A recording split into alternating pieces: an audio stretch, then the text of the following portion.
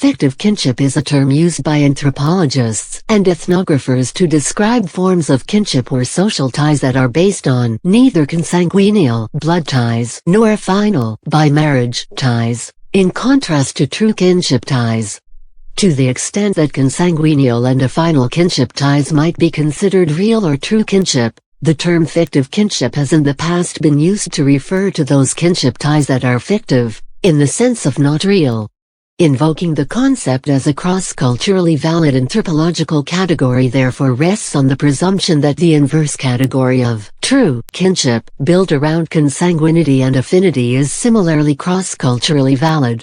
Use of the term was common until the mid to late 20th century, when anthropology effectively deconstructed and revised many of the concepts and categories around the study of kinship and social ties. In particular, anthropologists established that a consanguinity basis for kinship ties is not universal across cultures, and that, on the contrary, it may be a culturally specific symbol of kinship only in particular cultures. See the articles on kinship and David M. Schneider for more information on the history of kinship studies. Stemming from anthropology's early connections to legal studies, the term fictive kinship may also be used in a legal sense, and this use continues in societies where these categories and definitions regarding kinship and social ties have legal currency. For example, in matters of inheritance. As part of the deconstruction of kinship mentioned above, anthropologists now recognize that, cross-culturally, the kinds of social ties and relationships formerly treated under the category of kinship are very often not necessarily predicated on blood ties or marriage ties, and may rather be based on shared residence, shared economic ties, nurture kinship, or familiarity via other forms of interaction. In sociology of the family, this idea is referred to as chosen kin, fictive kin, or voluntary kin. Sociologists define the concept as a form of extended family members who are not related by either blood or marriage. The bonds allowing for chosen kinship may include religious rituals, close friendship ties, or other essential reciprocal social or economic relationships. Examples of chosen kin include godparents, informally adopted children, and close family friends.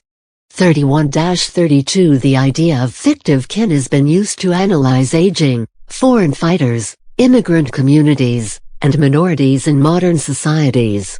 Some researchers state that peers have the potential to create fictive kin networks. Types of relations often described by anthropologists as fictive kinship include compadrazgo relations, foster care, common membership in a unilineal descent group, and legal adoption. A noted Gurung tradition is the institution of Roti, where teenagers form fictive kinship bonds and become Roti members to socialize, perform communal tasks, and find marriage partners. In Western culture, a person may refer to close friends of one's parents as aunt or uncle, and their children as cousin, or may refer to close friends as brother or sister, although this is just a mere courtesy treatment and does not represent an actual valuation as such. In particular, college fraternities and sororities in some North American cultures usually use brother and sister to refer to members of the organization.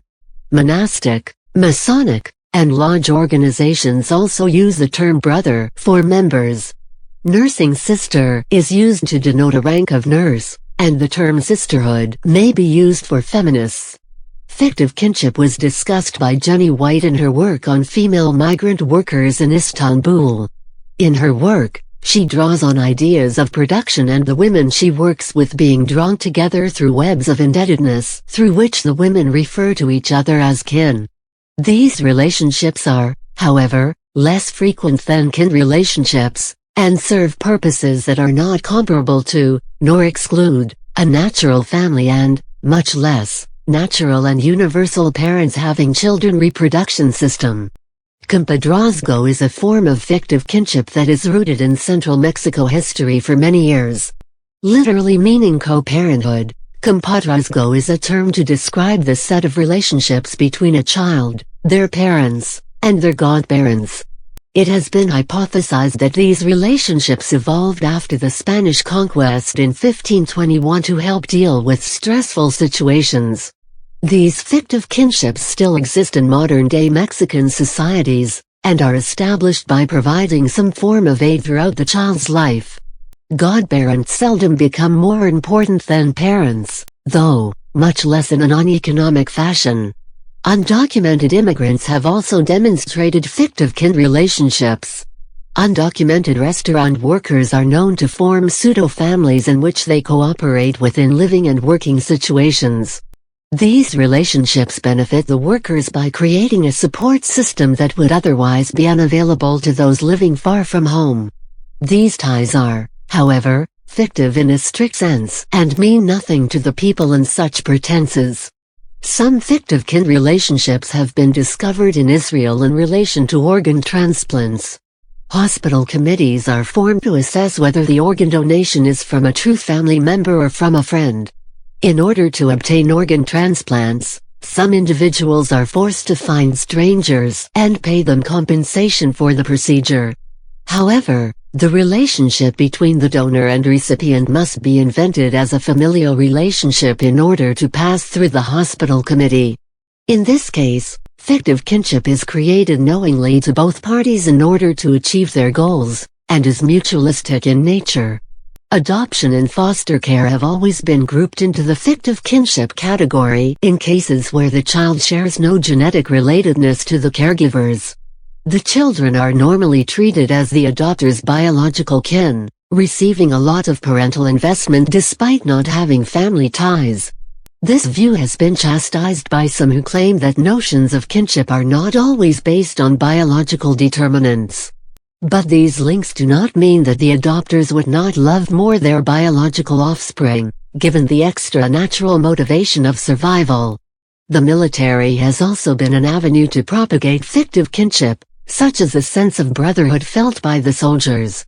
Fictive kinship has been demonstrated among the spouses of military men and women as well. These relationships may facilitate close bonds that are beneficial during times of hardship. Other times, relationships can appear from the outside to be fictive kinship relationships, but the reality is that this appearance is just the result of kinship terminology. Members of the Shanti Nagar village in North India refer to everyone, even strangers, in familial terms. A man would address another man of a similar age as brother, and would address an older man as uncle. Although these terms used in addressing one another appear to be indicative of fictive kinship, they do not actually suggest the existence of ritual kin relationships. Recently, many anthropologists have abandoned a distinction between real and fictive kin, because many cultures do not base their notion of kinship on genealogical relations. This was argued most forcefully by David M. Schneider, in his 1984 book A Critique of the Study of Kingship. In response to